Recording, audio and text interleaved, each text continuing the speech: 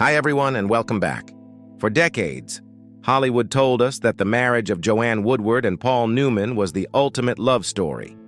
Two stars who seemed untouchable, flawless, and forever in love. But how much of that was real? Was it truly the greatest romance in showbiz? Or a carefully crafted illusion hiding betrayal, heartbreak, and secrets too painful to reveal? Today, we're pulling back the curtain on their 50-year marriage, and what you'll discover will shock you. Stay with us because this isn't just a Hollywood fairy tale. It's a story of survival, resilience, and truth. Before she became Mrs. Paul Newman, before the Oscars, before the headlines, Joanne Woodward was just a Southern girl with restless ambition. Born on February 27, 1930, in Thomasville, Georgia, Joanne Guignot Trimier Woodward carried heritage in her name. But it was her mother who planted the seed of stardom. Eleanor Woodward adored movies so much that she named her daughter after Joan Crawford.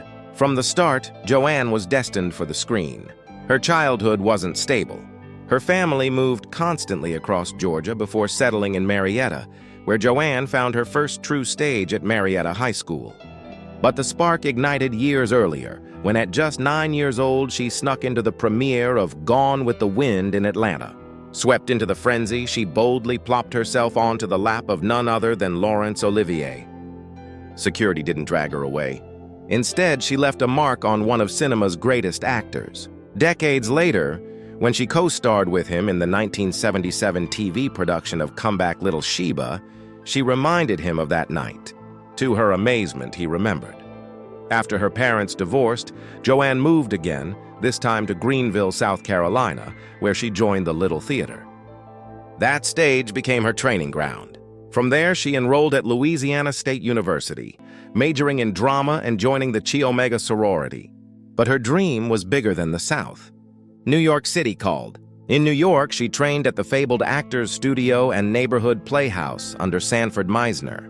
She wasn't just learning scripts, she was becoming the actress who would one day stun the Academy. Fate came backstage in 1953. Joanne was working as an understudy in Picnic on Broadway.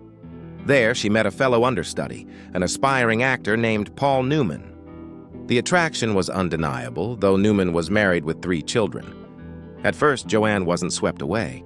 She later admitted she hadn't found him instantly irresistible, but compared him to something impossible to resist on a sweltering day, an ice cream soda.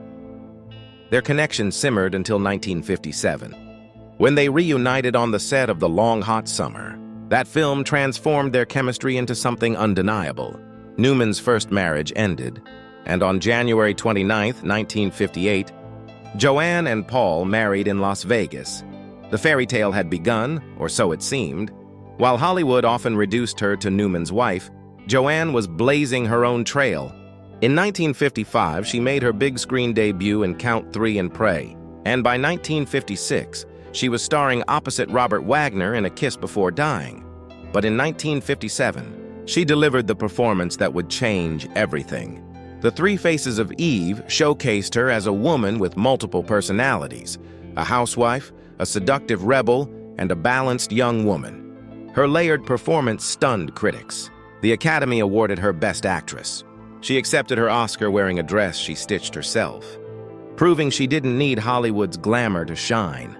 From there, she starred in No Down Payment, The Sound and the Fury with Yul Brynner, and The Fugitive Kind alongside Marlon Brando. Her collaborations with Newman, from The Terrace and Paris Blues, made headlines. And in 1968, Newman directed Rachel with Joanne in the lead. Her heartbreaking portrayal of a lonely schoolteacher earned her another Oscar nomination. Joanne worked across genres, burlesque in The Stripper guided by Gypsy Rose Lee, lighthearted charm in A Big Hand for the Little Lady, intensity in the effect of gamma rays on Man in the Moon marigolds. She earned multiple Emmys, Golden Globes, and even tried her hand at directing. She wasn't chasing glamour. She was chasing the work, and she built one of the most respected resumes of her generation. Away from the screen, Joanne and Paul built a family in Westport, Connecticut, far from the chaos of Hollywood.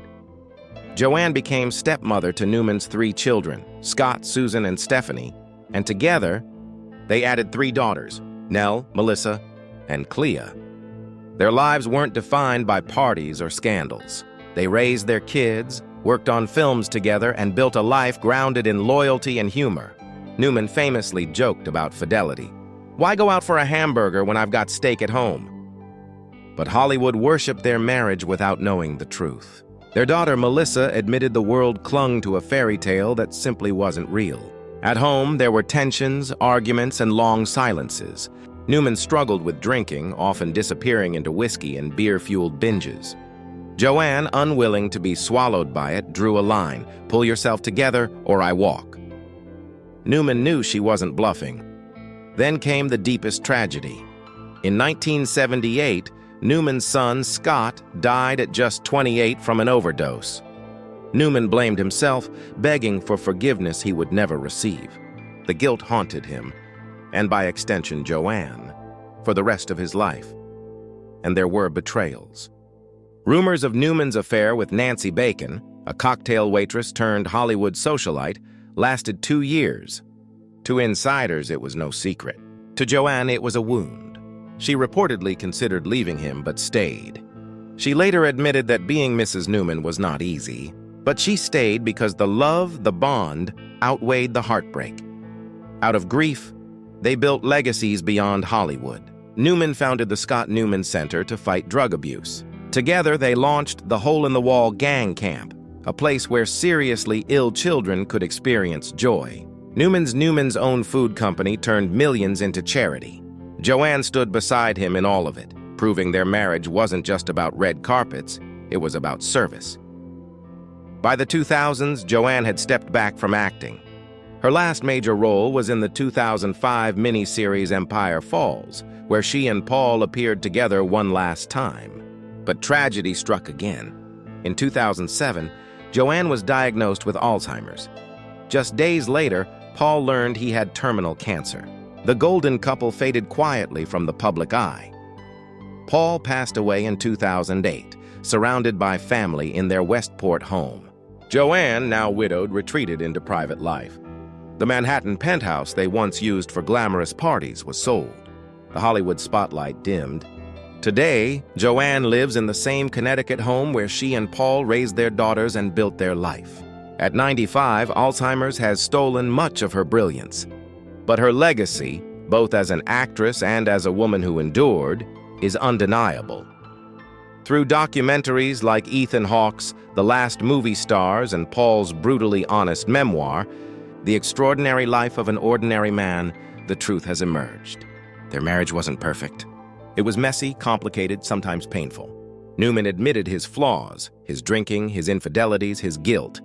Joanne bore the weight of being the anchor, the rock who held their family together when everything threatened to fall apart, and yet their love endured.